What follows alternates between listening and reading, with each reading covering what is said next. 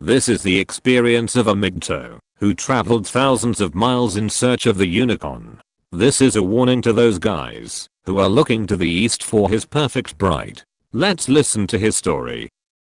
I married the unicorn Asian woman, in her own country. A stranger, in a strange land.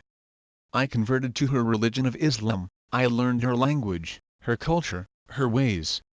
I tried to fit in. I embraced her family, while my own family was thousands of miles away. After 6 months of marriage, she was pregnant with my child. I worked 12-hour days to make her happy and comfortable, while she stayed home, which was her choice. While she was pregnant, I noticed a change.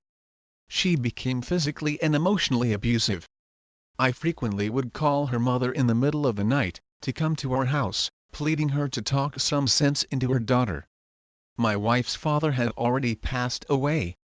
Her mother would come to our house, and see me covered in bruises, bite marks and scratches. She had no idea how to handle the situation. Months later, I had a beautiful baby boy, and it was the happiest moment of my life, when I witnessed his birth. 5 years later, with frequent violent outbursts from her in between, I decided to take her back to Canada, to give her a chance at a life she might not have had before. After 2 months in Canada, she said she wanted to go home. I said yes, but needed to stay for another 4 months to finish a work contract. She left back to Indonesia with my son. 2 months later, she sends me a long email saying she wants to divorce me.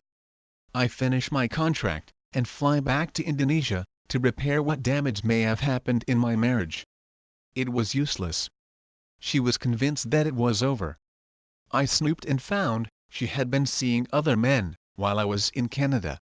I still tried to fix it. I hired counselors. During one session, she looked the counselor in the eye, and said, "I don't love him. I never loved him." She said this in front of my face. I walked out. Days later, the counselor asked me to meet her. She said, maybe I should give up, and start looking to make changes, because my wife obviously didn't want to be with me anymore. She left my house with my son, and moved in with her parents. I held on to hope for 2 more years. She kidnapped my son to Bali. I tracked them down, and after 2 months of searching, I found them and managed to take my son back.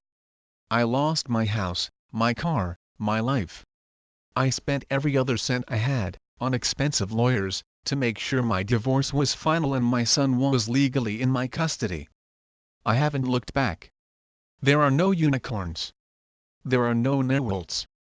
Women are women, all over the world. Be safe. Be wise. Be MGTOW. As this guy found out, after spending all his money on a failed marriage, the truth is, NAWALT. He would have been better off with surrogacy than marriage.